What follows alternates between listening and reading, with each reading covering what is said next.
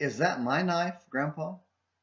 Sometimes my oldest grandson hugs me and notices the pocket knife given me by a beloved relative. Purchased in Europe, it's rather unique and irreplaceable. It's also fun to pull out to open letters at work and quote Crocodile Dundee. Now that's a knife. But the best part is watching my grandson learn the concept of yes, just not yet. Obviously, he's too young and immature to handle it right now, much less take ownership. But I promise to give it to him when he grows up. It's his, but not yet. When do we adults lose the ability to understand and appreciate God's promises that are yes, just not yet? Maybe you're an exception, but I think most of us get too focused on the here and now and lose sight of the hereafter. Today's Saturdays in the Psalms on Morning Minutes in the Bible looks at Psalm 9, where David demonstrated his heart after God's, understood it quite well. David began with a promise to give thanks with all my heart and tell of all God's wonders, to be glad and exult and sing praise to his name, verses 1 and 2. Why? Because God had acted against David's enemies on his behalf, causing them to stumble and perish, having rebuked, destroyed, and blotted out their names, verses 3 through 6.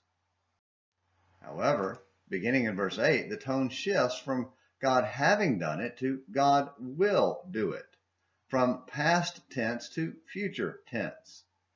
In other words, David had been speaking in anticipation of things God was going to do, just not yet. He will judge. He will execute. He will be. He does not forget, verses 8 through 12. Then in verse 13, David asked, be gracious to me. See my affliction, that I may tell of all your praises, that I may rejoice in your salvation, and express confident trust that the needy will not always be forgotten, nor the hope of the afflicted perish forever, verses 13 through 18. The needy seemed to be forgotten, and hope seemed to have perished, but it would not always be that way. He ended with a plea for God to act against sinners. Arise, O Lord, do not let man prevail. Let the nations be judged before you. Put them in fear, O Lord. Let the nations know they are but men, verses 19 and 20. Let us lift our voices to God with that plea. And even if it seems he's not answering, remember his answer may be yes, just not yet. Because of Jesus, eternity with God belongs to the faithful. Just not yet for those of us living through today's anticipation.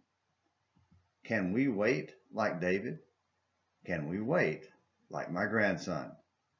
I hope so. Thank you for watching Saturdays in the Psalms on Morning Minutes in the Bible. Until next time, this is James McClenny hoping you have a great day.